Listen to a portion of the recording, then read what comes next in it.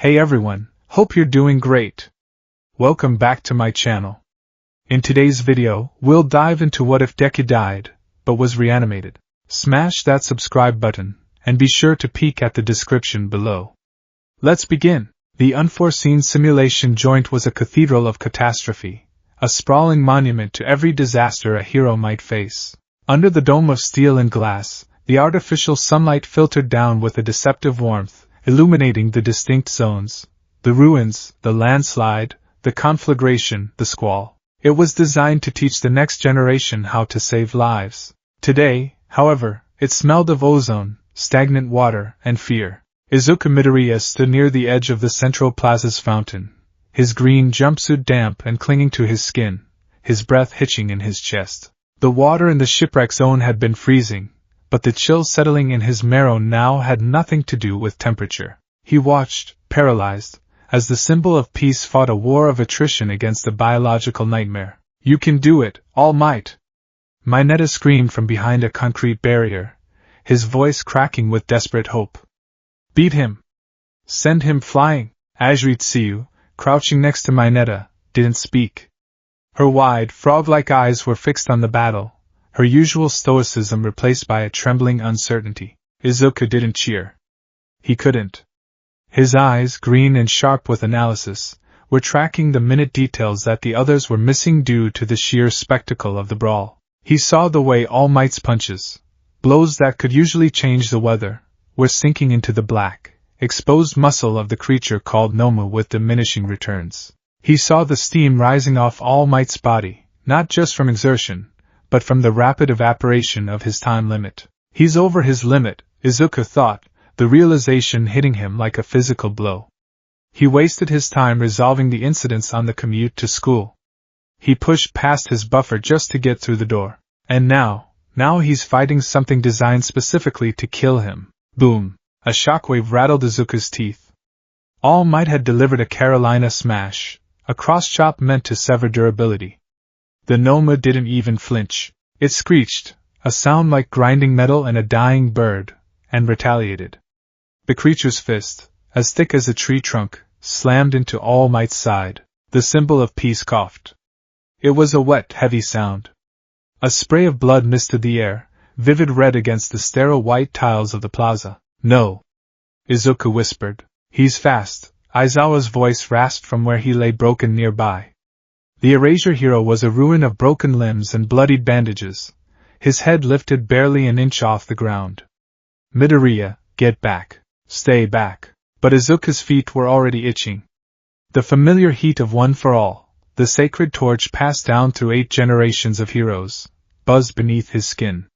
It was a hum of warning. It was a hum of duty. Across the plaza, Tamura Shigaraki scratched at his neck, the dry, raspy sound audible even over the chaos.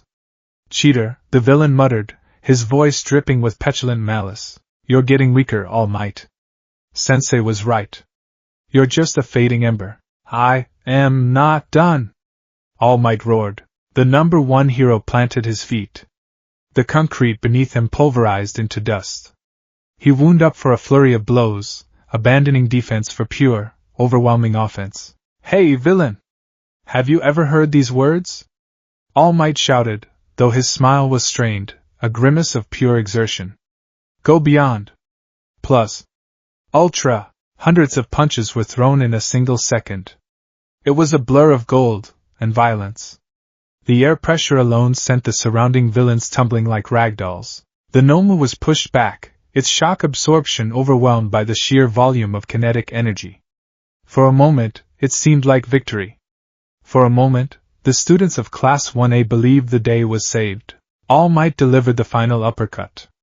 The Noma was launched upward, crashing through the glass ceiling of the USJ, soaring into the stratosphere. Silence fell over the plaza. Dust motes danced in the shafts of light.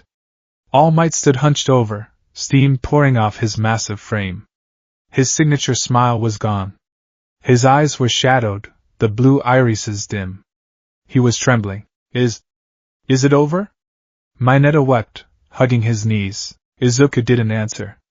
He was watching the steam. It was too much. All Might wasn't just steaming, he was smoking. His form was flickering. The transformation was failing. You took out the pawn, Shigaraki said. The villain hadn't moved. He stood amidst the rubble, calm. Too calm. But you're unprotected now, aren't you? The game isn't over just because you cleared the board of one piece. Shigaraki lunged. He was fast. Terrifyingly fast for someone who looked so frail. He closed the distance to the exhausted All Might in a heartbeat, his hand outstretched, all 5 fingers spread to decay the symbol of peace into dust. No! The scream tore from Izuku's throat before he even realized he had moved. It was the entrance exam all over again. It was the sludge villain incident all over again. Izuku's body moved on its own. The logic of fear, the logic of self-preservation, the logic of his own weakness. All of it was incinerated by the singular, overwhelming imperative. Save him. Purple mist erupted in front of Shigaraki. Kurogiri. The warp gate. But Izuku was already in the air. He had channeled one for all into his legs, the red veins glowing, the power breaking the capillaries in his calves as he launched himself like a human missile. I won't make it in time to punch him. Izuku's mind raced, time seemingly slowing down to a crawl. Shigaraki is too close. All Might can't move. If I attack, Shigaraki will just touch All Might before I land. I have to. He didn't aim a punch. He didn't aim a kick. Izuku Midoriya threw his body into the space between the villain and the hero. Midoriya, don't! All Might's voice was a strangled gasp. Shigaraki's hand, meant for All Might's abdomen, met resistance. But it wasn't the decaying touch of his quirk that activated. At that exact moment, the Nomu, the one All Might had supposedly defeated, came crashing back down. It hadn't been launched into orbit. It had been high in the sky, yes, but the Nomu possessed wings, retractable, fleshy appendages that the heroes hadn't seen. It had stabilized its ascent, turned, and dive-bombed back toward the source of its pain with the velocity of a meteor. It wasn't aiming for All Might. It was aiming for the motion. Shigaraki withdrew his hand instinctively as the black mass fell from the heavens. Izuku looked up. There was no time to dodge. There was no time to think smash. There was only the shadow of death, blotting out the artificial lights of the USJ. The impact shook the entire foundation of the facility. A crater formed in the center of the plaza, cracking the floor all the way to the bedrock. A cloud of dust and pulverized concrete exploded outward, knocking Tsuyu, Mineta, and even Shigaraki off their feet. All Might was blown back, skidding across the ground, his transformation smoke billowing around him. He coughed, wiping blood from his chin, his eyes wide with horror as he looked toward the epicenter. Young Midoriya? The dust began to settle, drifting lazily in the silent air. The Noma stood in the center of the crater. It was hunched over, its exposed brain pulsating. Its right arm, thick as a steel girder, was driven deep into the ground, or rather, through something on the ground. The silence that followed was heavy, suffocating. It was a silence that screamed. The Noma lifted its fist. Dangling from its grasp, impaled through the chest by 4 jagged, obsidian claws, was Izuku Midoriya. DKU! The scream came from the entrance of the plaza. Katsuki Bakugo had just arrived with Kirishima, running from the ruins zone. He skidded to a halt, his explosions dying in his palms. His face went slack. Izuku hung limp. His legs kicked once, a spasm of dying nerves, and then stilled. The green jumpsuit was stained a horrific, dark crimson around the entry wound in his sternum. Blood pattered onto the concrete below, drip, drip, drip, loud as thunderclaps in the quiet. The Noma tilted its head, its beak clicking. It shook its arm, and Izuku's body swayed like a broken doll. Ah, Shigaraki said, dusting off his shirt. He sounded mildly annoyed, like someone who had dropped a coin. It missed the boss. It hit the NPC. You. The voice was low. It sounded like tectonic plates grinding together. Steam exploded outward, hot enough to scald. The smoke clearing All Might vanished. In its place, the muscle form swelled, pushing past the limits of biology, fueled by a cocktail of adrenaline and pure, unadulterated anguish. All Might lunged. This wasn't the heroic charge of the symbol of peace. This was a father watching his son die. Grah! All Might's fist connected with the Noma's face before the creature could even process the movement. There was no shock absorption this time, The force was so concentrated, so violent, that the Noma's head simply snapped back with a sickening crack. The creature released its grip. Izuku fell. All Might caught him before he hit the ground. The large hero slid on his knees, cradling the small, broken body against his chest. His massive hands, usually so sure, were trembling uncontrollably. Young Midoriya. Izuku. Izuku, boy, open your eyes. All Might pressed his hand over the wound. It was massive. The claws had decimated the heart and punctured both lungs. The blood was hot, soaking into All Might's white shirt, turning the symbol of peace red. Izuku's eyes were half open, glazed and unfocused. His lips moved, bubbling with red foam. All Might, I'm here! I'm here! All Might wept, tears streaming down his chiseled face, cutting tracks through the dust and blood. Hold on. Recovery girl is coming. Just breathe. Izuku couldn't breathe. The air wheezed uselessly through the holes in his chest. He couldn't feel his legs. He couldn't feel the cold anymore. He felt light. He looked up at his idol. He saw the tears. He wanted to reach up, to wipe them away, to tell All Might to smile because a hero always smiles. But his arm wouldn't move. The connection to his body had been severed. I saved him, Izuku thought, his mind growing fuzzy, like static on an old TV. I did it. The images flashed before his dying mind in a rapid staccato. His mother Inko, crying tears of joy when he got into Yui Bakugo's back as they walked home in silence. The taste of Katsudon. The beach at sunrise, clean and golden. All Might's hand on his shoulder. I'm sorry, Mom, he thought, the darkness creeping in from the edges of his vision. I'm sorry I couldn't be the hero you wanted. You are. Izuku gasped, the words barely a whisper. Safe. The light in the green eyes flickered once, and then it went out. The body in All Might's arms went heavy. The chest stopped hitching. The heart, already shredded, gave its final, pathetic flutter and stopped. All Might froze. No, he whispered. No, no, no. He shook the boy gently. Then harder. Wake up. All Might roared, his voice breaking into a sob that echoed off the glass ceiling. I order you to wake up. There was no answer. Just the silence of the dead. Class 1A stood frozen on the periphery. Uraraka clamped her hands over her mouth, muffling a scream that was tearing her throat apart.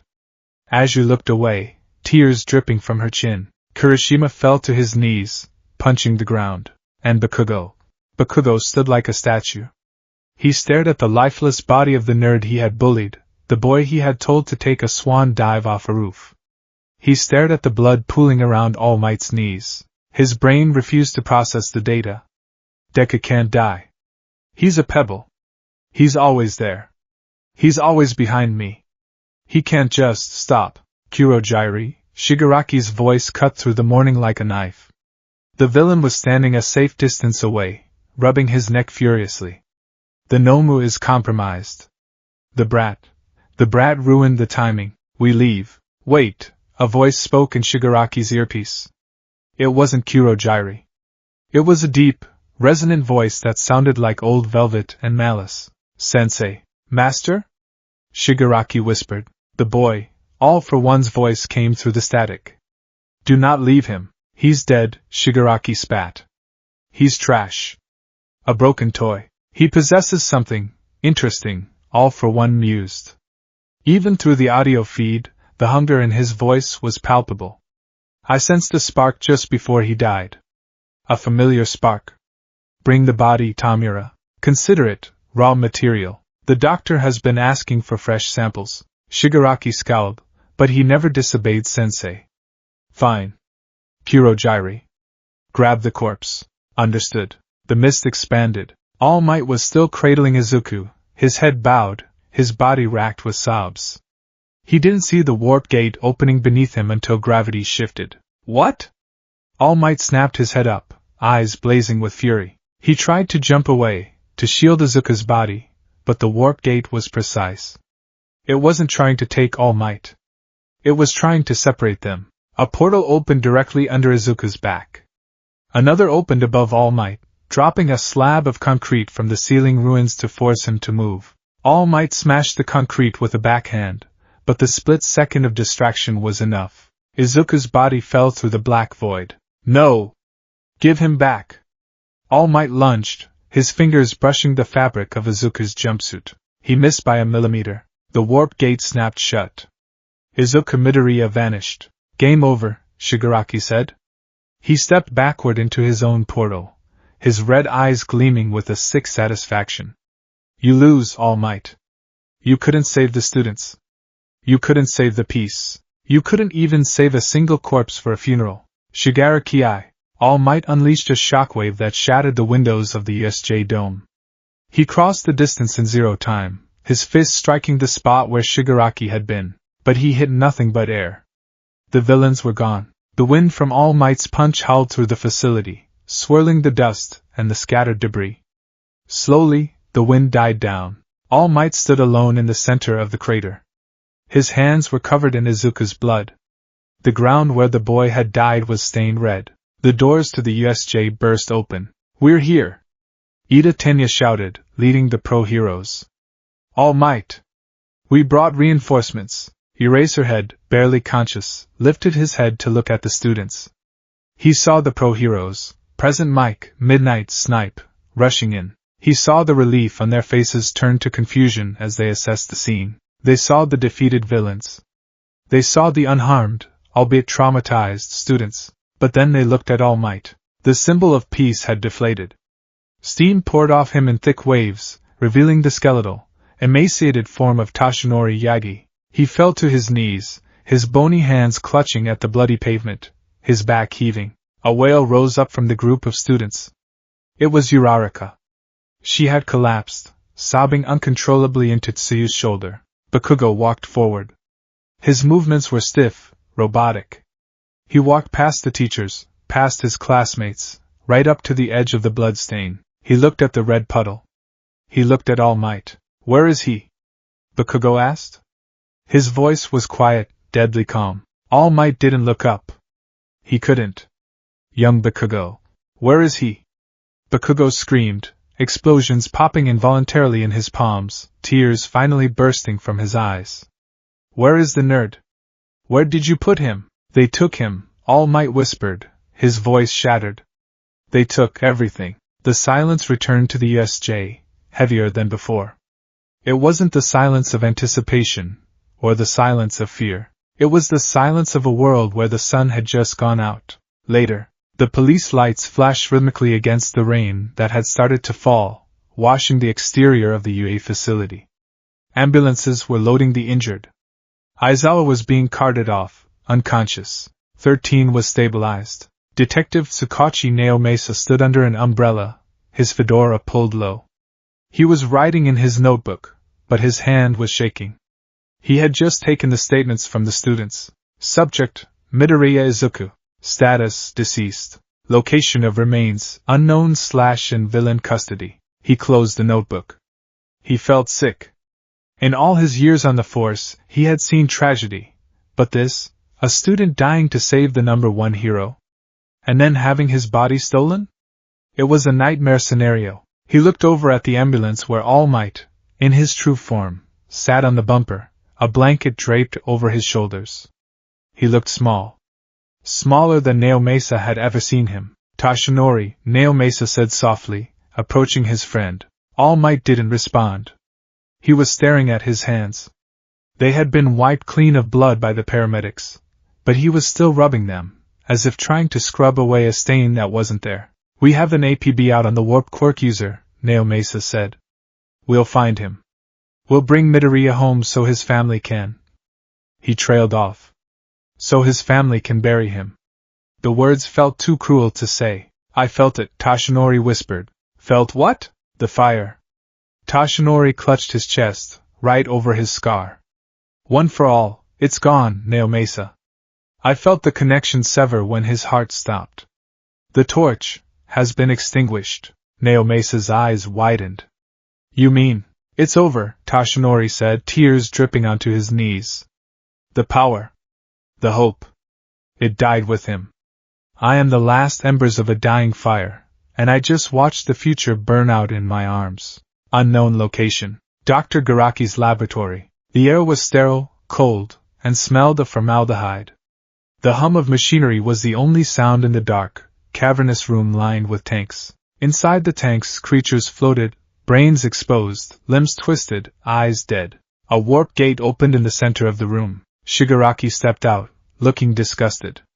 Behind him, Kurogyri deposited a limp form onto a metal gurney. Here, Shigaraki sneered.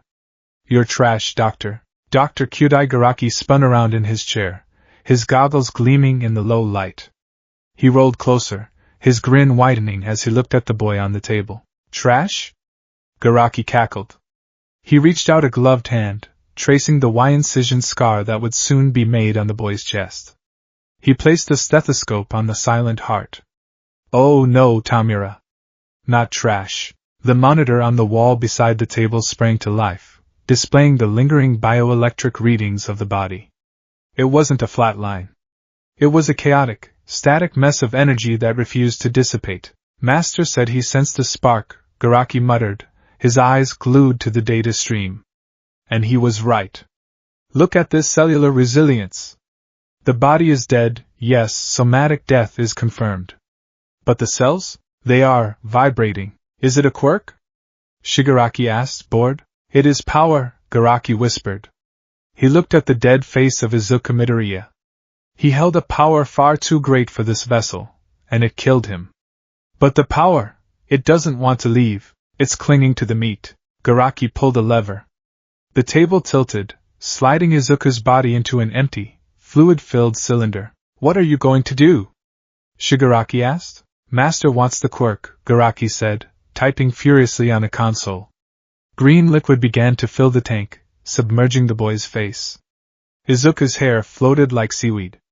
But I suspect extracting it might be difficult. The will within the quirk is strong. The doctor grinned, a manic, terrifying expression. So, if we cannot take the power out of the vessel. Garaki pressed a red button labeled Reanimation Protocol High-End Test 001. We simply must make the vessel strong enough to hold it. We will rebuild him. We will improve him. Inside the tank, bubbles rose from Izuku's nose, though he wasn't breathing. Will he be a Nomu? Shigaraki asked. He will be a masterpiece, Garaki declared. A Noma that remembers. A Noma that thinks. The ultimate soldier for all for one. The lights in the lab flickered. A bolt of green lightning arced from Izuku's chest, cracking the glass of the tank. Garaki laughed. It was the sound of madness. Welcome to your new life, Izuku Midoriya. Try not to die this time. The Midoriya apartment. Inko Midoriya was making katsudon. It was Izuku's favorite. She hummed a little tune, trying to distract herself from the worry. The news had mentioned an incident at UA, but the report said the students were safe. She checked her phone. No messages. He's probably just busy with police statements, she reassured herself. He's fine. Izuku is strong. There was a knock at the door. Inko smiled. Coming. She wiped her hands on her apron and hurried to the door. She unlocked it and swung it open, ready to scold her son for making her worry. Izuku, you really... She stopped. It wasn't Izuku. Standing in the hallway was All Might. But not the All Might she saw on TV. This man was skeletal, gaunt, and looked like he was bearing the weight of the entire world's sins. Behind him stood a detective with a hat, looking down at his shoes. All Might was holding something. It was a burnt, blood-stained piece of green fabric. A mask with long bunny ears. Inko's heart stopped. The world tilted on its axis. Mrs. Midoriya, All Might said, and his voice was broken, a sound of pure devastation. He fell to his knees on her doormat, bowing his head to the floor. I am so sorry. The bowl of katsudon on the kitchen counter went cold. The steam stopped rising, and then, the screaming started. The sound was not a heartbeat. It was the rhythmic, mechanical hiss of a ventilator pushing oxygen into lungs that no longer craved it. Hiss. Click. Exhale. Hiss. Click. Exhale. Dr. Kurogyri hummed a discordant tune, a fragment of a symphony he had heard decades ago, as he adjusted the magnification of his goggles. The laboratory was bathed in a sickly, viridian luminescence, cast by the dozens of stasis tanks lining the walls. Inside each tank floated a nightmare, creatures of exposed muscle, multiple eyes, and twisted bone. They were his children. His nomus. But the subject on the central operating table was different. Fascinating, Garaki whispered, his voice trembling with genuine scientific ecstasy. He ran a gloved finger along the cold, pale arm of the boy. Truly, truly fascinating. Izuku Midoriya lay naked on the stainless steel, his body a map of trauma. The massive cavity in his chest, where the Hyen's claws had pulverized his heart and lungs, had been packed with medical gauze and temporarily clamped, but the damage was catastrophic. By all medical definitions, the boy was dead.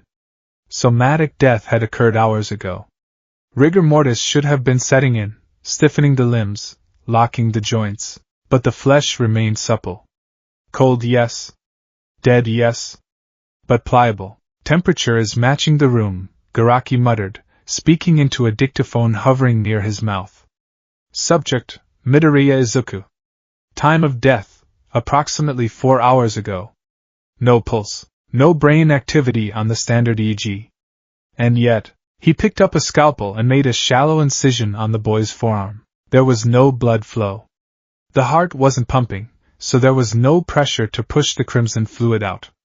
However, the tissue didn't hang open like dead meat. Slowly, agonizingly slowly, the edges of the cut began to knit together.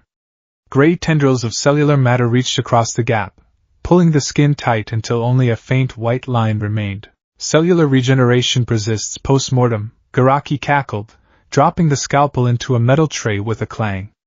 The quarks within him, they are refusing to let the vessel rot. They are hoarding the biomass. The heavy blast doors of the laboratory hissed open. The air pressure in the room shifted, growing heavier, denser, as if gravity itself was bowing in reverence. Doctor, a smooth, deep voice echoed from the shadows. Report. Garaki spun in his chair, bowing low. Master! You honor my humble workshop. All for one glided into the light. He wore his signature suit, pristine and tailored, contrasting sharply with the gore and grime of the lab. His face was a scarred ruin of tissue, devoid of eyes or nose, but he navigated the room with perfect precision, guided by the infrared and vibration-sensing quirks he had stolen over the century. The boy, all for one, said, stopping beside the table. He didn't look at Izuku. He felt him. Shigaraki was displeased that I insisted on retrieving a corpse. He feels it undermines his victory. Young Tamura is short-sighted, Garaki dismissed, waving a hand. He sees a broken toy. We see the batteries inside. All for one placed a hand on Izuku's forehead. Yes. I can hear them. It is faint, buried under the silence of death, but they are there. The brothers. The successors. The quirk, one for all, Garaki said, leaning in. It's still inside him. It is trapped, all for one mused. Usually, when a user dies, the quirk factor dissipates or dies with them unless passed on immediately. But this power, it is a stockpile. It is a living thing in a way. It has nowhere to go. It has rooted itself into his DNA, into his very soul. The villain's lips curled into a smile. Which means it is ripe for the taking. Shall we extract it then, Master? Garaki asked, reaching for a cranial saw. If we remove the quirk factor, the body will likely disintegrate rapidly. It is the only thing holding the cellular structure together. Proceed with the preparation, all for one commanded. I will take it now. Then you may dispose of the meat. Garaki nodded, disappointed that he wouldn't get to experiment further, but obedient. He adjusted the table, tilting Izuku's head back. All for one placed his palm over Izuku's face. The massive hand covered the boy's features completely. Come back to me, little brother, all for one whispered. He activated his quirk. All for one. The power to take. The power to give. Red and black lightning crackled around his fingers. The air in the lab began to vibrate. The liquid in the nearby tank spoiled. Give it to me, all for one pulled. He reached into the metaphysical core of the boy, seeking the glowing ember of one for all.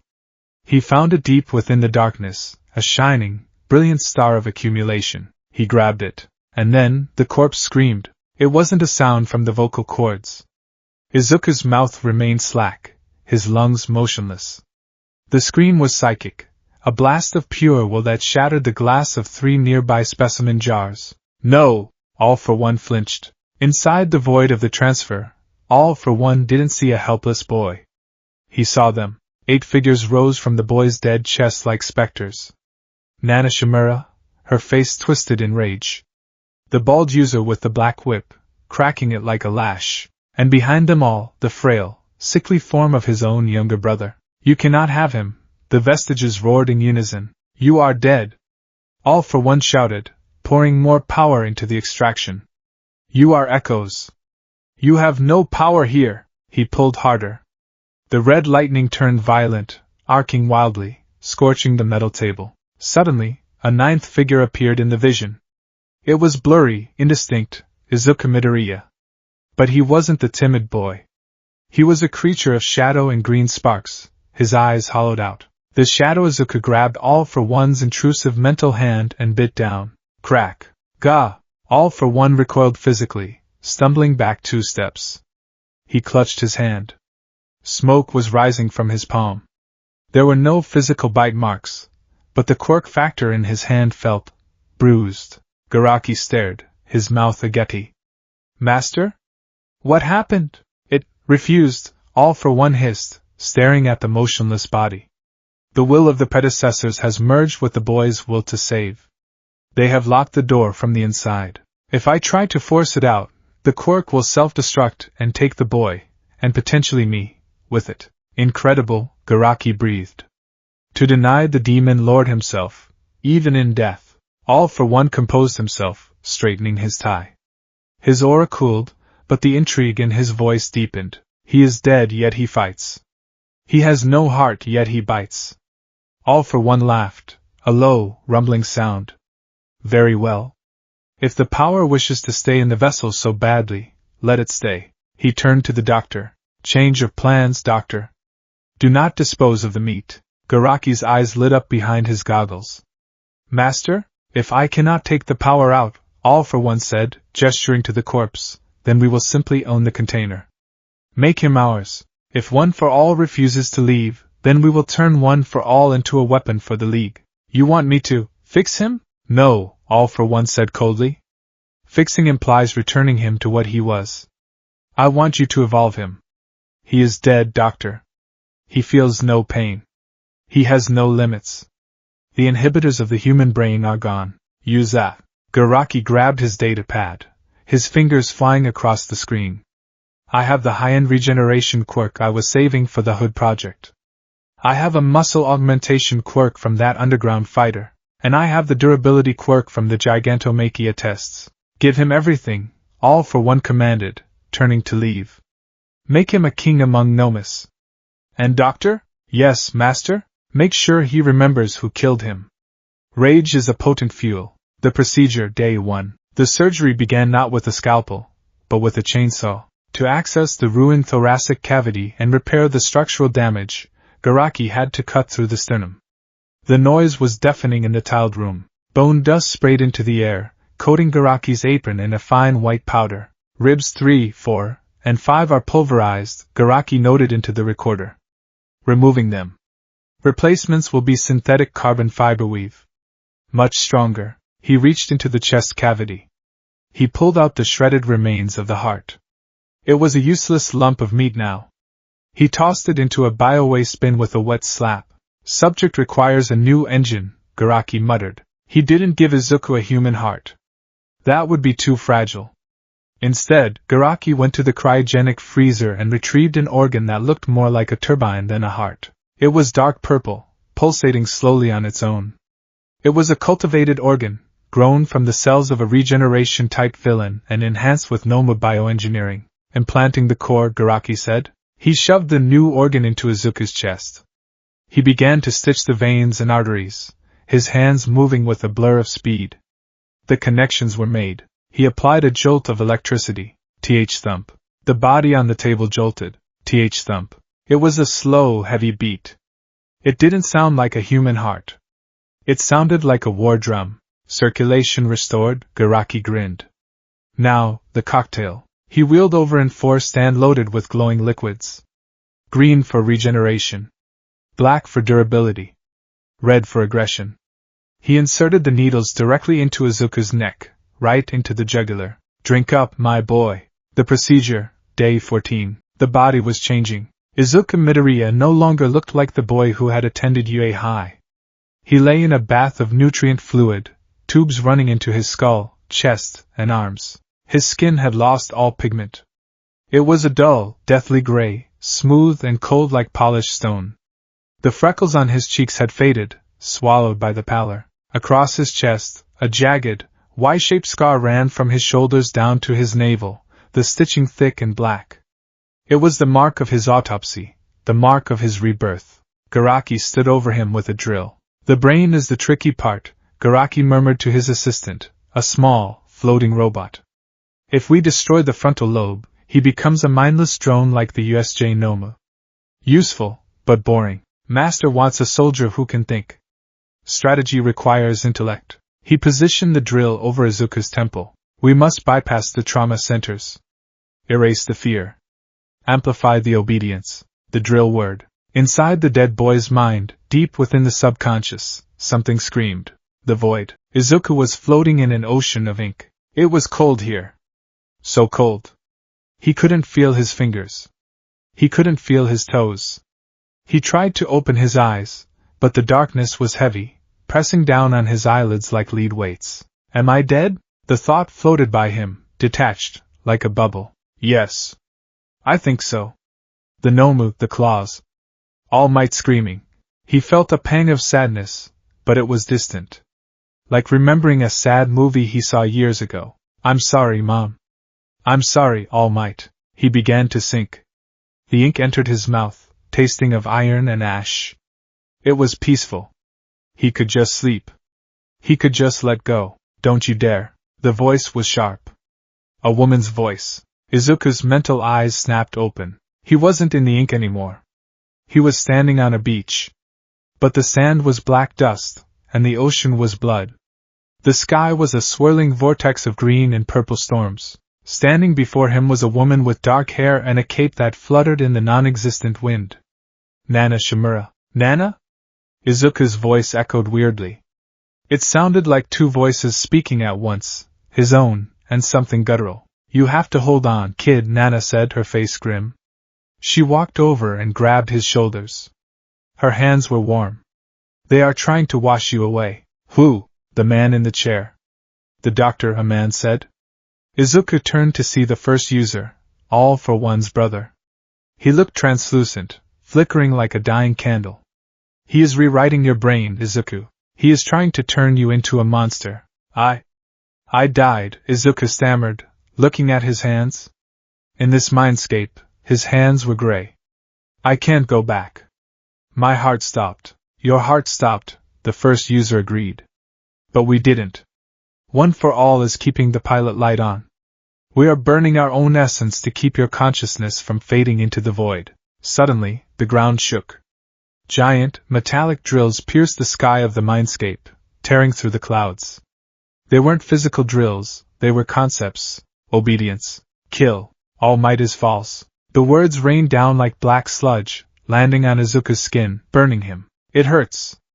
Izuku screamed, clutching his head. Make it stop. Fight it. Nana yelled, shielding him with her cape. Remember who you are. Remember why you wanted to be a hero. I wanted to save people. Izuku cried. Save N01, the sludge whispered. Destroy. No. Izuku fell to his knees in the black sand. I am Deku. Good. The first user knelt beside him. Hold on to that name. It's your anchor. The sky tore open again. A giant syringe descended, injecting a green fluid into the ocean of blood. The ocean began to boil. He's adding quirks, Nana gasped. Too many. His body can't handle the load. Izuku screamed as his body in the mindscape began to mutate. His arms bulged, tearing his clothes. Black tendrils erupted from his back, black whip, but it was out of control, lashing out like angry vipers. Embrace it, ninth. The bald user, Daigoro Banjo, appeared, grabbing the whips with his bare hands. Don't let the power ride you. You ride the power. Even if you're dead, you're the boss. I can't, it's too much. Izuku sobbed. His mind felt like it was being put through a blender. The memories of his mother were fading, replaced by images of All Might lying broken, replaced by a burning desire to hurt. "Listen to me," Nana said, grabbing his face, forcing him to look into her eyes. "You are walking through hell right now. And you might not come out the same. You might not come out human, but you keep your soul, Izuku. You keep that heart of yours, even if the real one is gone. Do you hear me?" "I hear you," Izuku whispered. The gray skin was spreading over his mental avatar. His eyes were turning dull. "Wake up," Nana commanded. "Wake up and break their toys." The Awakening, Day 45. Dr. Garaki was tired. It had been 6 weeks of constant surgeries, chemical baths, and quirk conditioning. The subject, Nomi Unit, Revenant, was floating in the primary tank. The boy was unrecognizable as a teenager. He had grown. The muscle augmentation quirks had stretched his frame. He was taller now, broader in the shoulders, his physique carved from granite. His hair was still that unruly green mop, but it hung limp in the suspension fluid. The most striking feature, however, was the silence. Most Nomas twitched in their tanks. They seized. They reacted to stimuli. Izuku hadn't moved a muscle in 3 weeks. Is it a failure? Garaki wondered aloud, tapping the glass. Did the brain deaden completely? Is he just a statue of flesh? He checked the monitors. Brain waves were flat. Disappointing, Garaki sighed. All that potential. All that one-for-all power, and the pilot is gone. He turned to the console. Initiate drainage. We'll move the body to cold storage and see if we can harvest the Nomu enhancements for a different subject. He pressed the button. Gurgle. The thick green fluid began to lower. As the liquid level dropped past Izuku's nose, nothing happened. No gasp for air. No coughing. Just the stillness of the grave. The fluid drained completely. The glass door of the tube hissed and unlocked. Izuku's body slumped forward, caught only by the wires and tubes attached to his back and chest. He hung there, head bowed, water dripping from his chin onto the metal grate floor. Garaki approached cautiously, holding a remote that controlled the electric shock collars. Subject Revenant, Garaki commanded. Status report. Silence. Garaki poked the body with a metal rod. Wakey wakey. Izuku's hand twitched. It was a small movement. Just a finger curling. Then, a low sound filled the room. A dry, rasping sound. Like sandpaper on stone. Where? Garaki's eyes widened. It speaks. Izuku's head lifted slowly. The motion was jerky, mechanical, as if his neck muscles had forgotten how to work. His eyes opened. They weren't the bright, emerald eyes of Izuku Midoriya. They were toxic green, glowing faintly in the dim light. The whites of his eyes were gone, replaced by a dark, sclerotic gray. And the pupils were slitted feral. Where am I? Izuku rasped. His voice sounded like it was coming from the bottom of a well. He didn't use his vocal cords. He vibrated the air with raw power. You are in your birthplace, Garaki said, stepping back. He sensed danger. The air pressure was dropping again. I am your creator. You are. Creator? Izuku tilted his head. The word seemed to confuse him. He looked down at his chest. He saw the Y-incision scar. He saw the tubes entering his skin. He grabbed the thick bundle of cables attached to his chest. Do not remove those! Garaki shouted. They are monitoring your rip. With a wet tear, Izuku ripped the tubes out of his own flesh. There was no blood. Just a dark, viscous ichor that oozed for a second before the skin sealed itself shut. No pain, Izuku whispered. He stared at his hand. Why, is there no pain? He squeezed his hand into a fist. The air popped. A shockwave rippled out, knocking a tray of instruments to the floor. Incredible, Garaki breathed, hiding behind a console. His strength output without one-for-all activation is already at 40% of All Might space. Izuku stepped out of the tank. His bare feet slapped the cold metal floor. He stumbled, his equilibrium off. He felt heavy. His body felt like a tank. He walked past a polished steel cabinet. He stopped. He saw his reflection. Izuku froze. He touched his face. The gray skin. The dead eyes. The scars. Monster, he whispered. A flash of memory hit him. The Noma. The claws. Dying. I died, Izuku said, the realization hitting him with the force of a truck. I'm dead. You are reborn, Garaki announced, feeling brave enough to step out. You are better. You are the apex predator. You are the revenant. Izuku turned to look at the doctor. The glowing green eyes narrowed. You, Izuku growled. You were in my head. You tried to erase me. I tried to improve you, Garaki yelled, pressing a button on his remote.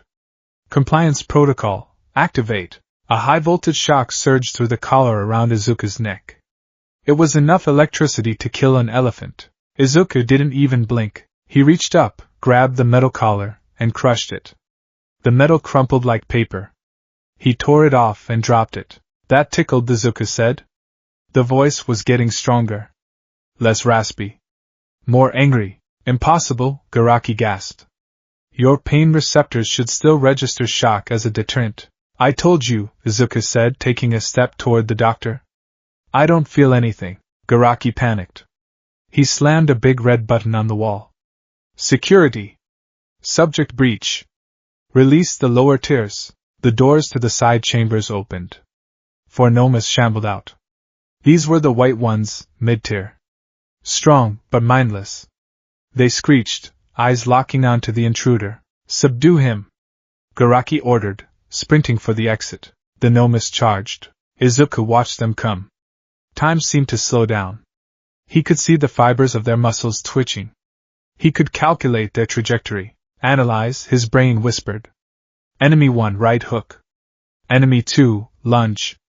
Enemy 3, flank. It wasn't just analysis. It was instinct. Predatory instinct. The first Noma threw a punch. Izuku didn't dodge. He caught the fist. The impact shook the room, but Izuku didn't slide back an inch. He looked at the Noma, a creature he used to fear. Now it looked small. Get out of my way, Izuku said. He squeezed. The Noma's fist pulverized. Bone and flesh turned to mush in Izuku's grip. The creature shrieked. Izuku pulled the Nomu in and delivered a simple, straight punch to its chest. Smash. There was no fancy name. No Detroit or Delaware. Just raw, kinetic brutality. The Nomu exploded. Not figuratively. The force of the punch traveled through its body and blew out its back, sending chunks of biomatter splashing against the far wall. The other 3 Nomas hesitated.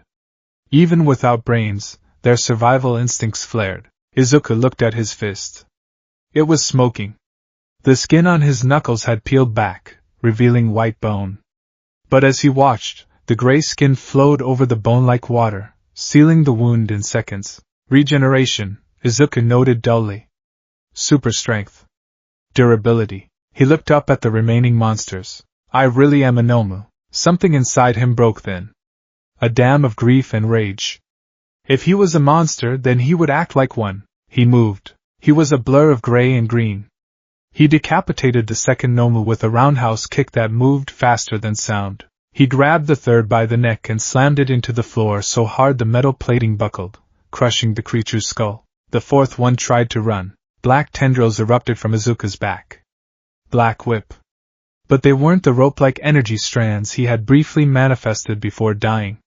These were jagged, spiked, and corporeal. They moved like living shadows. The whip skewered the fleeing Nomu, lifting it into the air. Izuku clenched his fist. The whips constricted.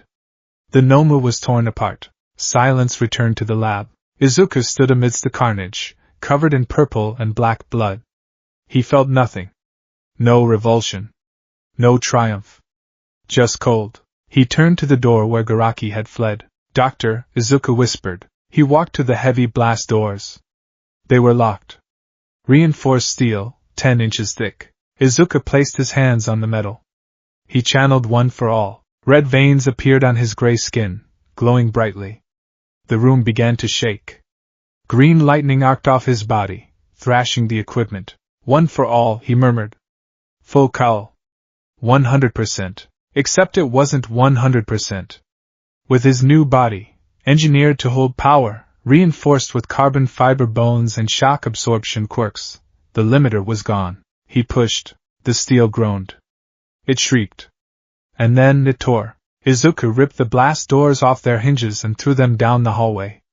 They crashed through the corridor, obliterating everything in their path. He stepped out of the lab. Alarms were blaring. Red lights flashed. Stop right there! A squad of armed guards blocked the hallway. They raised assault rifles. Fire! Bullets hailed down on him. Izuku didn't bother to dodge. The bullets hit his skin and flattened, falling to the floor like useless coins. He walked through the hail of lead, his expression blank. He reached the guards. It wasn't a fight. It was a massacre. He didn't kill them. Some part of Nana Shimura held his hand back from lethal force against humans, but he broke them. Guns were bent into pretzels. Armor was shattered. Men were tossed aside like ragdolls. He reached the exit. A heavy cargo bay door. He punched the lock mechanism. The door slowly groaned open. Night air rushed in. It was raining. A heavy, torrential downpour. Izuku stepped out onto the loading dock. He was somewhere in the mountains. Forests stretched out below him. The city of Mizurufu glowed in the distance, a faint halo of light on the horizon. The rain hit his skin. He watched the water droplets run down his gray arm. He waited to shiver. He waited for the cold to bite. He felt nothing. He opened his mouth and took a deep breath. The air filled his lungs, but it didn't satisfy a need. It was just a mechanical action. He was free. But he was alone. He looked at his reflection in a puddle on the concrete. The monster looked back. I can't go home, Izuku whispered to the rain. Mom! I can't let you see this. He looked toward the city. Toward Yue. But I have to tell them. I have to tell All Might. About the doctor. About the plan. He crouched low. The concrete beneath his feet cracked under the pressure. One for all flooded his legs. He leaped. He soared into the night sky, a gray streak against the moon, disappearing into the darkness. Back in the lab, huddled under a desk, Dr. Garaki watched the security feed on a cracked tablet. He was trembling, but a twisted smile slowly formed on his face. Go, Garaki whispered. Go and show the world what we made, my masterpiece. The age of heroes is over. The age of the undead has begun. The rain in Mizurufu had not stopped for 3 days. It was a torrential, relentless downpour that turned the gutters into rushing rivers and the sky into a bruised shade of charcoal. It was as if the atmosphere itself was mourning, weeping for the loss of a boy who had shone too brightly, too briefly. At Yue High, the silence was louder than the storm. Class 1A sat in their homeroom. The morning bell had rung 10 minutes ago, but Aizawa Shota had not yet arrived. Usually, the class would be buzzing with chatter, Ida would be chopping the air to maintain order, and Bakugo would be yelling at someone for existing too loudly. Today, there was only the sound of rain hitting the reinforced glass. The desk behind Katsuki Bakugo was empty. It wasn't just empty, it was a shrine. A single vase sat on the polished wood, holding a bouquet of white chrysanthemums, the flower of the dead. Someone, likely Uraraka, had placed a small All Might figurine next to the vase. Bakugo stared at the desk.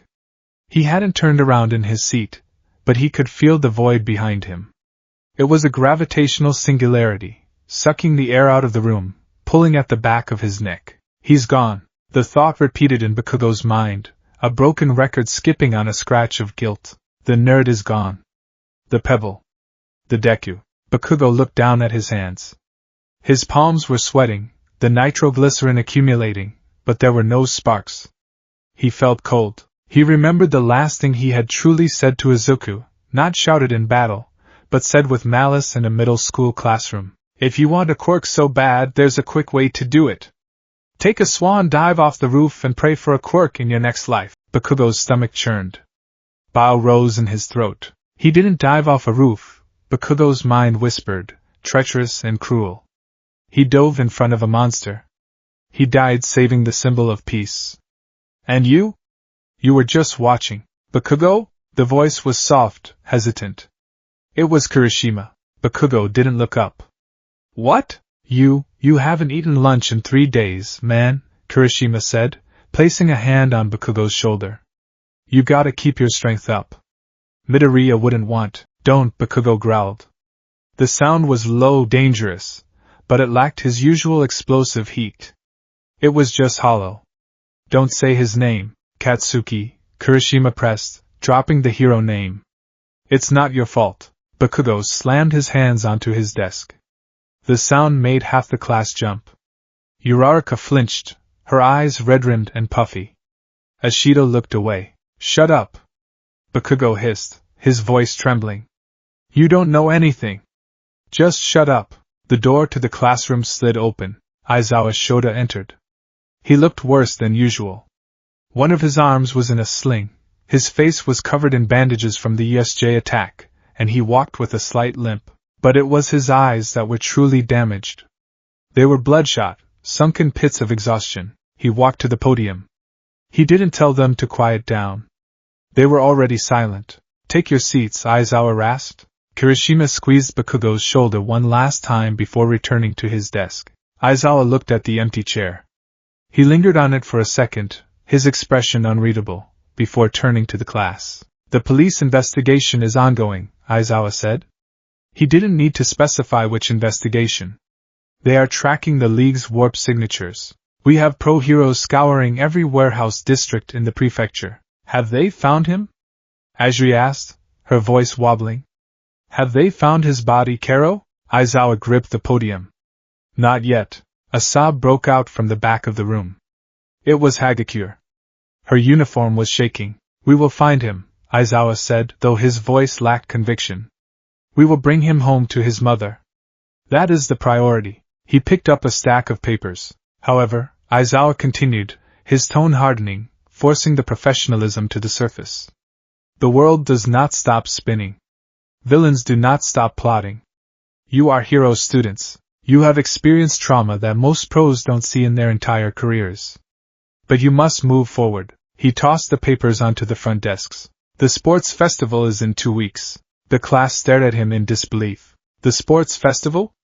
Kaminari whispered. Sir, you can't be serious. Deku he just died. We know, Aizawa said sharply. And the villains are watching. They think Yue is weak. They think our spirit is broken. If we cancel the festival, we prove them right. We have to show them that we are still standing. That Yue is still here. I'm not doing it, Uraraka said. She stood up, her fists clenched at her sides. I can't go out there and cheer and fight like nothing happened. It's wrong. Then you can drop out of the hero course, Aizawa said coldly. The room gasped. Midoriya Izuku died acting as a hero, Aizawa said, his eyes narrowing. He died protecting All Might. Do you think he would want you to mourn him by giving up? By hiding? Or would he want you to become strong enough so that next time, you don't have to watch your friend die? The words hung in the air, heavy and brutal. Bakugo lifted his head. His eyes were burning. Strong enough. He looked at the empty desk again. I'll win, Bakugo thought, a dark resolve settling over him. I'll win the whole damn thing. I'll be the #1 hero. I'll be so strong that no one ever dies around me again. I'll kill every villain that breathes. Outside, thunder rolled, shaking the window panes. The mountains outside Mizurafu. The creature that had been Izuku Midoriya was lost. He stumbled through the dense forest, the underbrush tearing at his legs. He was naked, save for the mud and grime that coated his gray skin. He didn't feel the cold rain. He didn't feel the sharp rocks cutting his feet. He felt a pull, north. Go north. His brain was a chaotic storm of static and instinct. The doctor's programming, the Revenant Protocol, was fighting against the fractured remnants of his human memories. Mission: kill All Might. No. Mission: destroy heroes. No. Mission: go home. Yes. Home. Izuku leaned against a thick oak tree. The wood groaned under his weight. He looked at his hand. It was huge, the fingers thick and claw-tipped, the skin a pallid gray. He tried to remember his own face. It was blurry. He remembered green hair. He remembered freckles. He touched his cheek. The skin felt like leather. Mom, he croaked. The words scraped his throat. He hadn't spoken since he left the lab 3 hours ago. He needed to cover himself. He remembered that much. Humans wore clothes. Heroes wore costumes. Monsters were naked. He pushed off the tree, leaving a deep indentation in the bark. He moved with a terrifying speed, A loping gait that covered ground faster than an Olympic sprinter. He didn't breathe hard. He didn't sweat. His new heart, the Nomakor, beat a slow, powerful rhythm, thump, thump, thump. He reached the edge of the forest. Below him lay the outskirts of the city.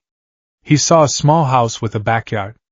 A clothesline stretched across the patio, laundry heavy with rain. Izuku jumped. He cleared the 30-foot drop with ease, landing silently in the muddy grass. The shock absorption quirk in his legs dampened the impact instantly. He crept toward the clothesline. He saw a large, gray hoodie. It belonged to a man, likely the father of the house. Izuku ripped it off the line.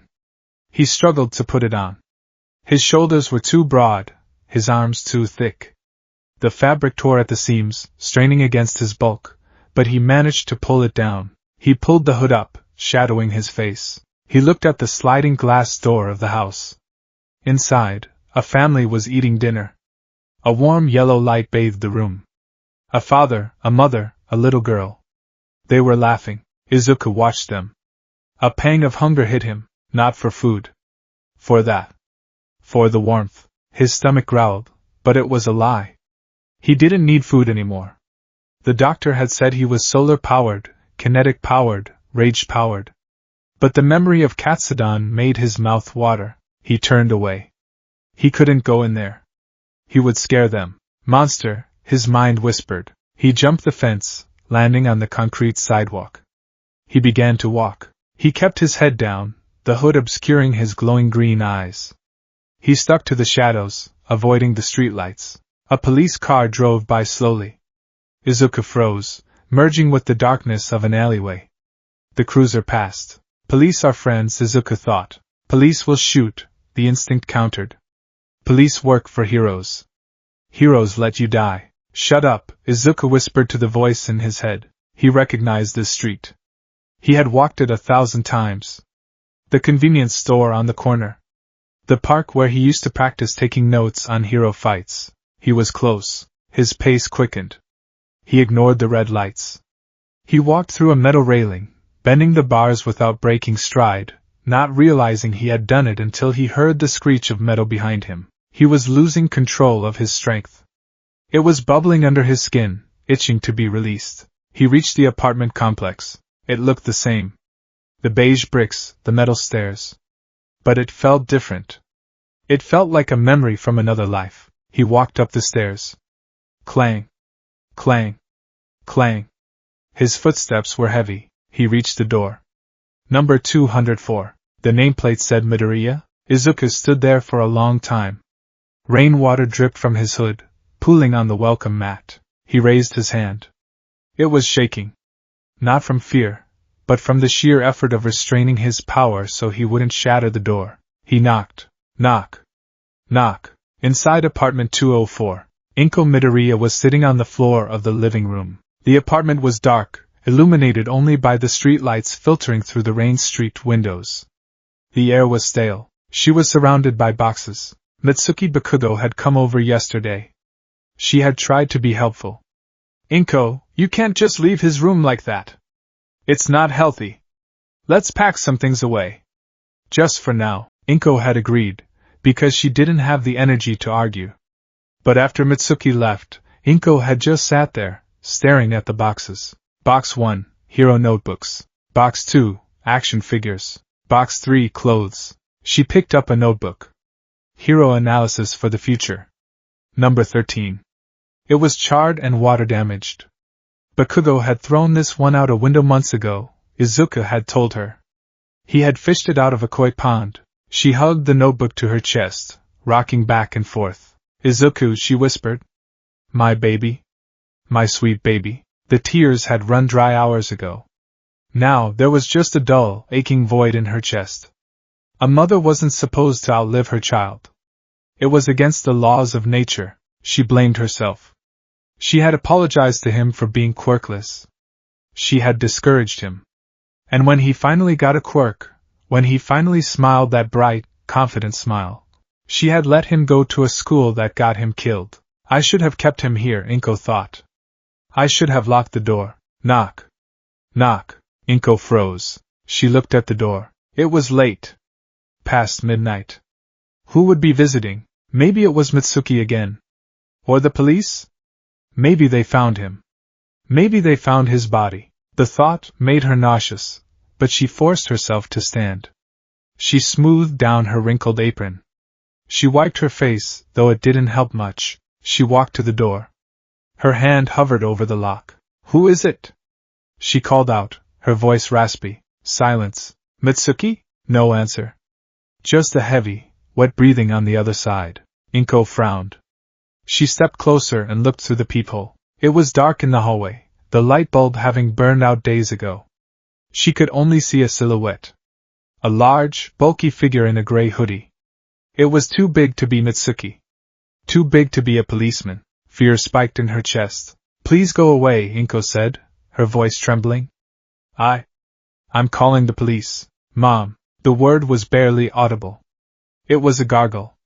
A ruin of a sound, but Inko heard it. She stopped breathing. It couldn't be. Mom, open. It sounded like him. Distorted, deep, broken, but the cadence was there.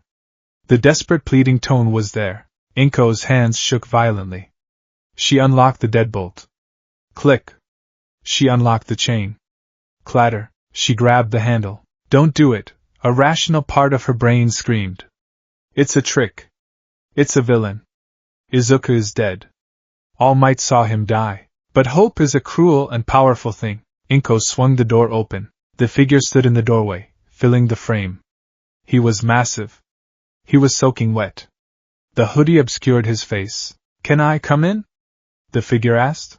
Inko took a step back, her hand flying to her mouth. Izuku? The figure stepped forward. He reached up with a gray, scarred hand and pulled back the hood. Lightning flashed outside, illuminating the hallway for a split second. Inko saw him. She saw the hair, green and messy, but matted with grime. She saw the face, gray, pale, dead. She saw the eyes, glowing toxic green, slit-pupilled, devoid of white. She saw the stitch marks running up his neck. It was her son. And it was a monster. Inko screamed. It wasn't a scream of fear. It was a scream of pure, unadulterated psychological shock. Her brain couldn't reconcile the two images, her sweet boy, and this reanimated corpse. Izuku flinched. The sound hurt his enhanced ears. Mom, it's me. Izuku stepped forward, reaching out. Don't cry. Stay back. Inko stumbled backward, tripping over a box of notebooks. She fell hard. What are you? Who are you? I'm Izuku. Izuku pleaded. He stepped into the apartment. The floorboards creaked ominously under his weight. I escaped. The doctor, he changed me. But I'm still me. He knelt down, trying to be small, trying to be the boy she knew. But the movement was jerky, unnatural. His joints popped loudly. Look, Izuku pointed to a picture frame on the shelf. That's us. At the beach. I was 5. I cried because I dropped my ice cream. Inko stared at him, her eyes wide with terror. She saw the scar on his chest through the torn hoodie. The Y incision. You're dead, Inko whispered. You died. All Might held you. I know, Izuku said, tears beginning to form in his glowing eyes. But they weren't clear tears. They were a dark, oily substance. I died. But I came back. I came back for you. He reached out to touch her hand. His skin was ice cold. Inko flinched away from the cold. That reaction broke him. Izuku pulled his hand back, cradling it against his chest. He looked at his gray palm. I scare you, he whispered. No. Inko stammered. She was hyperventilating. She was looking at his eyes. You're cold. I know. Suddenly, sirens wailed in the distance. They were getting closer. Fast. The neighbors, Izuku realized. They heard you scream. He stood up. His head almost brushed the ceiling. I have to go, Izuku said frantically. They'll take me back. The doctor, or the heroes. They'll lock me up. Wait, Inko said, struggling to sit up. She didn't know what to feel. Fear? Love? Horror? Izuku, wait. I love you, Mom, Izuku said, his voice cracking. I'm sorry I'm a monster now. He turned to the door. Freeze! Police! 3 officers stood in the hallway, guns drawn.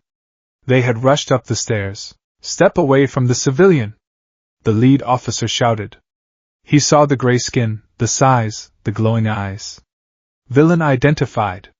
It's a Noma type." "No!" Izuku raised his hands. "I'm not a villain!" "Fire!" Bang! Bang! Bang! 3 shots rang out. Inko screamed "No!" The bullets hit Izuku in the chest. They didn't penetrate. They flattened against his hardened skin and fell to the floor. Clink! Clink! Clink! Izuku looked at the bullets on the floor. He looked at the officers. The rage flared. "They shot me. I'm a hero student, and they shot me. Kill them," the voice whispered. "No," Izuku thought. "Run," he charged. "Watch out." The officers yelled. Izuku didn't hit them. He barreled past them, slamming into the opposite wall of the hallway. He punched through the brick wall into the stairwell, creating a cloud of dust. He leaped down the stairs, clearing entire flights in single bounds. "Suspect is fleeing. Requesting backup. We need heroes." The officer shouted into his radio. The streets of Musudafu. Izuku ran. He ran faster than a car. He weaved through traffic, ignoring the honking horns. He needed to get away from the apartment. He needed to draw them away from his mom. Sirens were everywhere. Blue and red lights flashed against the rain-slicked streets. "There he is!" A hero landed in front of him. It was Kamui Woods. "Halt, villain!" Kamui shouted, extending his wooden limbs. Lacquered chain prison. Wood branches shot out, wrapping around Izuku's arms and legs. Izuku didn't stop. He just kept running. The wood snapped like dry twigs. "What strength!" Kamui gasped. "Out of my way!" Izuku roared. He didn't want to hurt Kamui. He jumped, clearing a street light, landing on the roof of a convenience store. He kept moving, rooftop to rooftop, but they were coordinating. A spotlight from a helicopter blinded him. "Subject is cornered at the Dagoba Municipal Beach Park," a voice amplified by speakers announced. Izuku skidded to a halt. He was at the beach. The beach he had cleaned.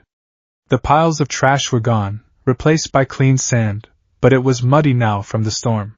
He stood near the water's edge, the waves crashing against the shore. Behind him, police cars formed a barricade. Heroes were landing. Death arms. Empty lady shrunk down. And in the center, Eraserhead. Aizawa looked terrible. He was leaning on a crutch, his other hand gripping his capture weapon. Beside him stood Detective Tsukachi.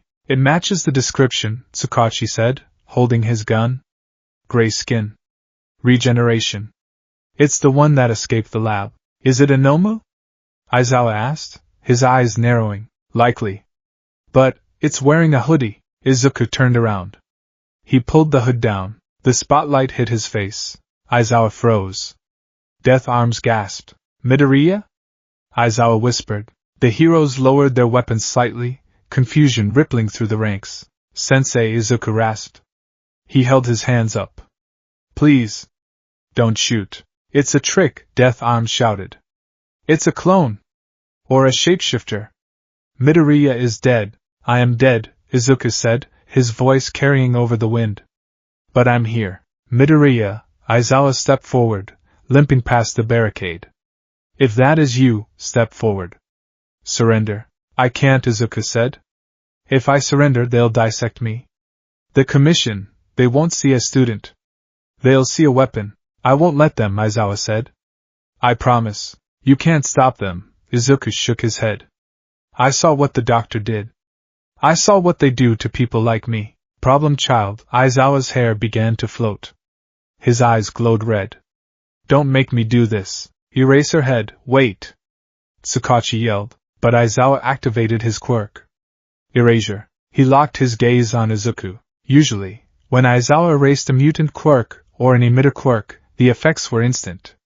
If Izuku was being animated by a quirk, like a puppet master or a necromancy quirk, he should have collapsed. He should have turned back into a lifeless corpse. Aizawa stared. He didn't blink. Izuku stood there. The green glow in Izuku's eyes dimmed slightly, the one for all energy suppressed.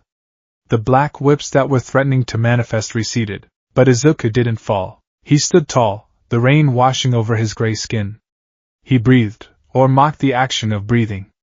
He looked at Aizawa with sadness. It doesn't work, sensei, Izuku said softly. Aizawa's eyes widened. What? My quirk isn't keeping me alive. Izuku touched his chest, where the Nomacore beat its slow, thundering rhythm. Biology is. Aizawa's erasure faltered as he blinked from dry eye. I'm not a quirk construct, Izuku said. I'm a monster. Made of science. Secure him. A voice shouted from the back. It was a suit from the Hero Public Safety Commission.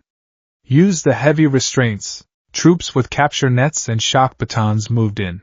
Izuku looked at Aizawa one last time. I'm sorry, sensei. I can't go to Tartarus. I have to find Shigaraki. Midoriya, don't. Izuku slammed his hands onto the sand. Smash. He didn't aim at the heroes. He aimed at the water. The impact sent a massive tsunami of water and wet sand blasting toward the police line.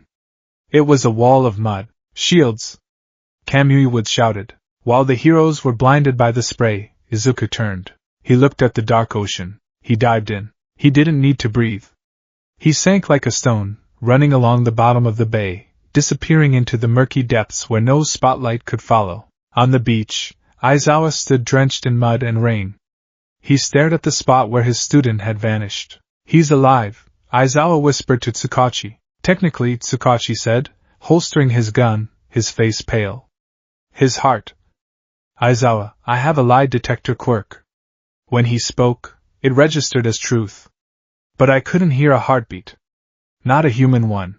Aizawa wiped the rain from his face. He's not a villain, Aizawa said firmly. He's scared. And he's alone. He turned to the commission agents who were yelling orders. Call Nizu, Aizawa commanded. Tell him we found Midoriya. And tell him if the commission tries to touch him, Yui will go to war. The depths of Tokyo Bay. Izuku walked along the seabed. It was silent here. The pressure was immense, enough to crush a normal human, but his new body barely registered it. Fish darted away from his glowing eyes. He walked past the sunken car. He walked past trash. He was cold. He was dead. He was an outcast, but inside his chest, the vestiges were warm. You did good, kid, Nana's voice whispered in his head. You didn't hurt them. I scared Mom, Izuku thought, the grief heavy in his mind. She'll understand, the first user said. Give her time. Izuku looked up at the surface, far above, where the rain ripples were invisible. I need a hideout, he thought. I need a plan. And I need a costume. He couldn't be Deku anymore. Deku was the boy who smiled. Deku was the boy who looked like All Might. He looked at his reflection in a piece of broken mirror on the seabed. He saw a skull. He saw a reaper. I'll be the ghost, Izuku decided. I'll be the nightmare that hunts the League. He kept walking into the darkness, the undead hero, beginning his long patrol. The room was white. Not the soft, comforting white of a cloud or fresh snow, but the aggressive, blinding white of industrial sterility. It was a room designed to strip away secrets, to leave nothing hidden under the harsh glare of halogen strips that hummed with a headache-inducing frequency. Izuku Midoriya sat on the edge of a reinforced steel examination table. He was naked from the waist up, his lower half covered by scrub pants that were 3 sizes too small for his new, hulking frame. He didn't shiver. The air conditioning was blasting, chilled to preserve biological samples, but the cold meant nothing to him. It was just data. Ambient temperature, 16 degrees Celsius. He stared at his hands. They were large, gray, and scarred. The knuckles were capped with white calluses that felt like bone. He flexed his fingers. There was no resistance, no stiffness, just the silent slide of modified tendons and synthetic muscle fibers. Across the room, behind a wall of ballistic glass, people were arguing. Izuku could hear them perfectly. His ears, slightly pointed now, picked up the vibrations through the glass as if he were standing right next to them. A biological weapon, not a patient. A man in a sharp black suit was shouting. He wore the lapel pin of the Hero Public Safety Commission. Look at the readings. No pulse. No respiration. He is a Nomu, plain and simple. He is a student of Yui High School, a tired voice countered. It was Detective Tsukachi. And he surrendered voluntarily. We are not treating him like a villain. He destroyed a coastline, detective. He walked along the bottom of Tokyo Bay for 3 hours before walking up the ramp at the Coast Guard station. That is not human behavior. He is frightened, a third voice interjected. It was small, elderly, and trembling. Recovery girl. And he is hurt. Now let me in there. Absolutely not. It's too dangerous. Izuku stopped listening. He looked down at his chest. The Y incision was the centerpiece of his new body. A thick, ropey scar, black against the gray skin, running from his clavicles down to his solar plexus. It looked like a zipper on a costume. I'm a suit, Izuku thought, a wave of dissociation washing over him. I'm just a suit that something else is wearing. The heavy magnetic locks on the door disengaged. Clank. Hiss. Recovery girl entered, pushing a cart of medical equipment. She was followed by 2 armed guards with quirk-suppressing rifles, and a nervous-looking doctor in a hazmat suit. Izuku looked up. His glowing green eyes locked onto Recovery girl. She flinched. It was subtle, a tightening of the jaw, a stutter in her step, but Izuku saw it. He catalogued it. Fear response. Midoriya? She asked softly. Hi, Recovery girl, Izuku said. His voice was a problem. It didn't resonate in a chest cavity filled with air. It vibrated from his throat, a low, grinding sound like stones rubbing together underwater. It set the instruments on her cart rattling. Oh my boy, she whispered, walking closer despite the guards raising their weapons. She reached up and touched his arm. She pulled her hand back instantly. Freezing. You're absolutely freezing. The water was cold, Izuku said simply. I think we need to run tests, Midoriya, the doctor in the hazmat suit said, his voice muffled. We need to understand what you are. I know what I am, Izuku said, staring at the mirror on the wall. I'm the experiment, the examination. The next 2 hours were a blur of invasive indignity. They tried to take his blood pressure. The cuff inflated until it burst. There was no pressure to measure. They tried to draw blood. The needle bent against his skin. Izuku had to manually relax his dermal-hardening quirk, a reflex he didn't know he had, to let them pierce the vein. When the blood came out, it wasn't the bright crimson of oxygenated life. It was a dark, viscous purple, thick like oil. Coagulant agents are off the charts, the doctor muttered, looking at the vial with a mixture of fascination and disgust. It's not blood anymore. It's a nutrient slurry. It's coolant. Then came the X-rays. Izuku stood against the plate. The machine buzzed. When the images came up on the digital screen, the room went silent. Recovery girl gasped, covering her mouth. On the screen, Izuku's skeleton was visible. But it wasn't white bone. It was laced with a dark, metallic lattice. His ribs had been replaced with what looked like carbon fiber weaving. His spine was reinforced with metal rods. But the worst part was the chest. Where the heart should have been, there was a dark, spherical void on the X-ray, surrounded by machinery. What is that? The doctor asked, pointing to the sphere. The core, Izuku answered. He was sitting on the table, legs swinging slightly. The doctor called it the core. He took my heart out. He threw it in the trash. Recovery girl looked like she was going to be sick. He threw it. It was ruined anyway, Izuku said, his tone devoid of emotion. He was reciting facts. The Noma at the USJ. It crushed the original organ. This one, it doesn't beat. It spins. He tapped his chest. A dull, metallic thud echoed. It generates bioelectricity. It circulates the coolant. It doesn't stop. And your brain? The doctor asked, checking the EEG monitor. The readings are chaotic. Delta waves, theta waves. It looks like you're in a deep coma, yet you are speaking to us. I don't sleep, Izuku said. I just power down. Like a computer on standby. The doctor scribbled furiously. Subject displays complete physiological alteration. Estimated percentage of original biological material remaining, less than 40%. 40%, Izuku repeated. Less than half. Can you feel pain? Recovery girl asked, tears welling in her eyes. She held a syringe. No. She pricked his arm. He didn't blink. Can you taste? No. Can you feel anything? Izuku looked at her, He thought about the rage he felt in the forest. The sorrow when he saw his mother's face. I feel cold, he said. And I feel hungry. Not for food. Just empty. The door opened again. The HPSC agent walked in. His name was Agent Yakumaru. He had eyes that looked like camera lenses, literally. His quirk allowed him to record everything he saw. That's enough, Yakumaru said. The preliminary report confirms it. He is a Noma. Ascension high-end, perhaps the first of his kind. He is a threat to national security. He is a minor. Recovery girl snapped, turning on him with surprising ferocity. He is a corpse, Chio, Yakumaru said coldly. Legally, Izuku Midoriya died on May 14th. A death certificate was issued. This thing is a reanimated construct using his genetic material. It has no rights. It has no citizenship. He gestured to the guards. Prepare the restraint collar. We're moving it to Tartarus for deep skin analysis and dissection. We need to know how the League built him so we can kill the others. No, Izuku said. He stood up. The guards raised their rifles. The red laser dots danced on Izuku's chest. Sit down, asset, Yakumaru commanded. I'm not an asset, Izuku said. The lights in the room flickered. Green sparks began to dance around his shoulders. And I'm not going to a cage. Do it!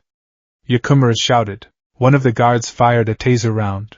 The prongs hit Izuku's neck. 50,000 volts surged into him. Izuku didn't convulse. He didn't scream. He just looked annoyed. The electricity traveled over his gray skin like water, absorbed instantly by the Noma core in his chest. Battery charged. His HUD-less vision seemed to tell him. That tickled, Izuku rumbled. He took a step forward. The guards panicked. Stop! The command didn't come from the agent. It came from the doorway. The room froze. Standing in the frame, filling the corridor, was a skeleton in a yellow suit. Tashinori Yagi. All Might. The reunion. He looked terrible. Izuku had seen All Might at his worst, deflated, coughing blood, exhausted. But he had never seen him like this. Tashinori was hauntingly thin. His cheekbones jutted out like razors. His eyes were deep, dark pits of despair, the blue irises dim and watery. He was leaning heavily against the doorframe, as if standing upright was a Herculean effort. All Might, Yakumaru said, his voice losing its edge. You shouldn't be here. This is a quarantine zone. Step aside, Tashinori whispered. It wasn't a request. It was the command of a king, even in exile. Yakumaru hesitated, then signaled the guards to lower their weapons. 5 minutes. Then we transport the asset. The agent and the guards retreated, leaving Recovery Girl, the doctor, and the 2 broken figures alone in the cold room. Recovery Girl ushered the doctor out. Give them a moment. The door clicked shut. Silence stretched between them. A silence heavy with guilt, death, and the crushing weight of a legacy gone wrong. Izuku couldn't look at him. He sat back down on the table, hunching his massive shoulders, trying to make himself small.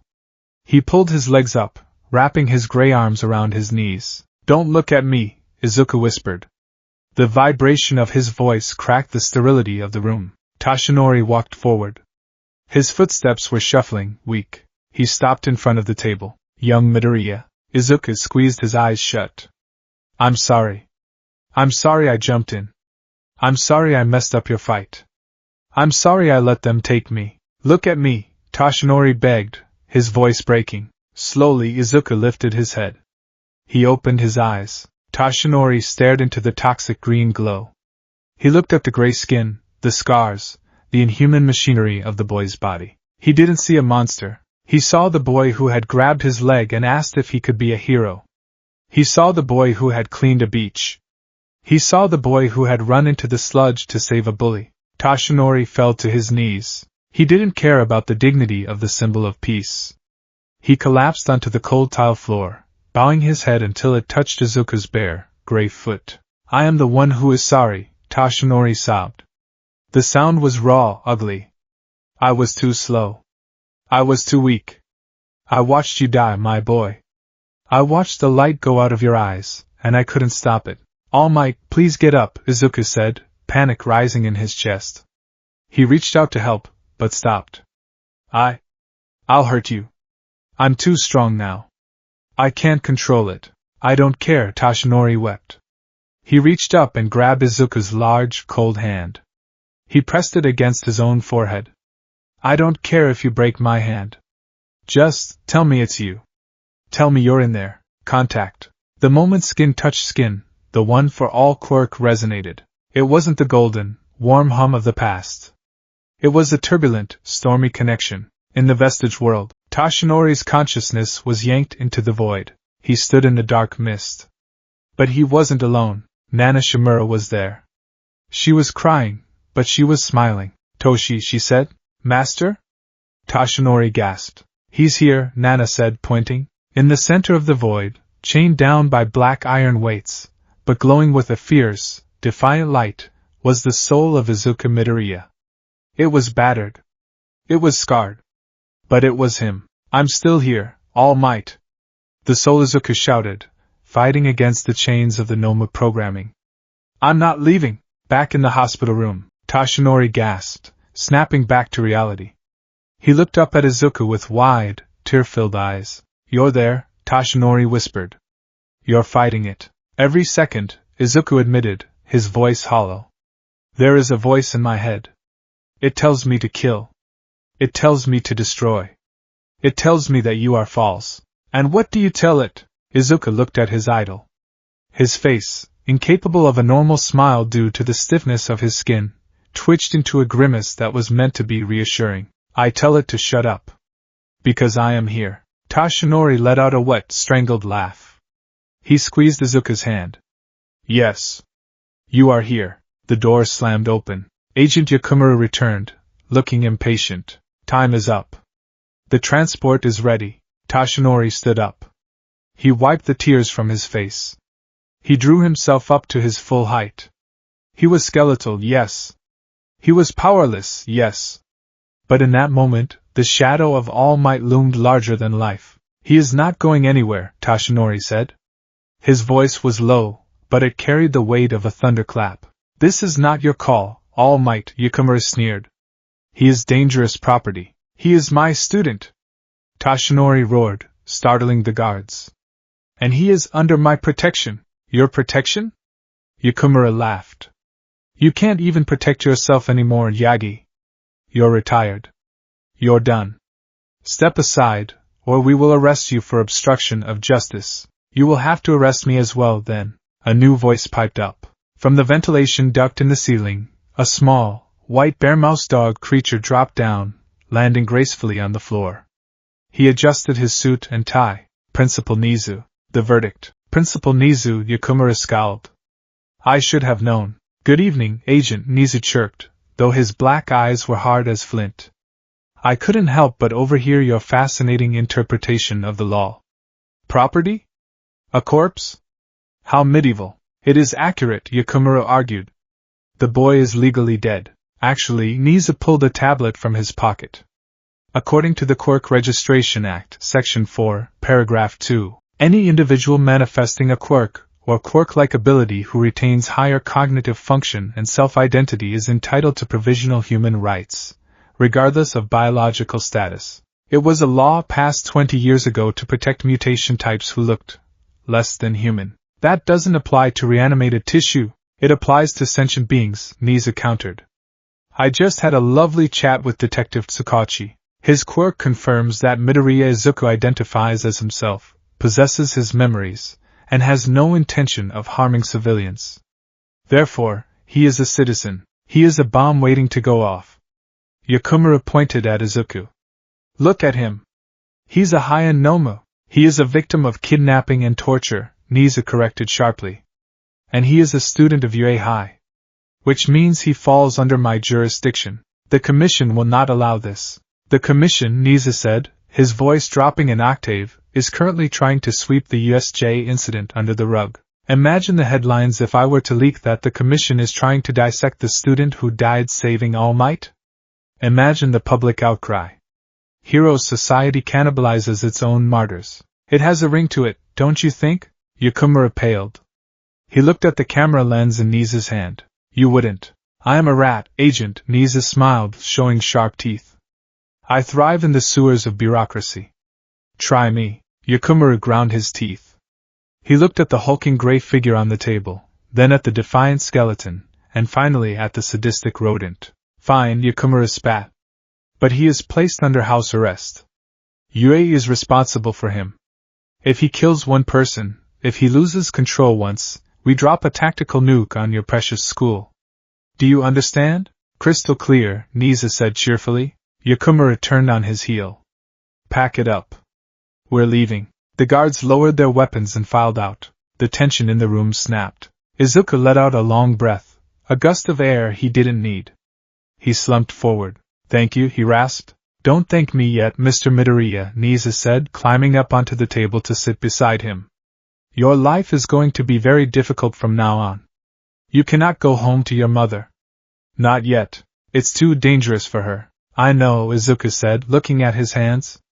I almost got her killed tonight. You will live in the dorms, Nisa said. We were planning to implement the dorm system next year, but we have accelerated the construction of a secure facility called Heights Alliance. You will be the first resident.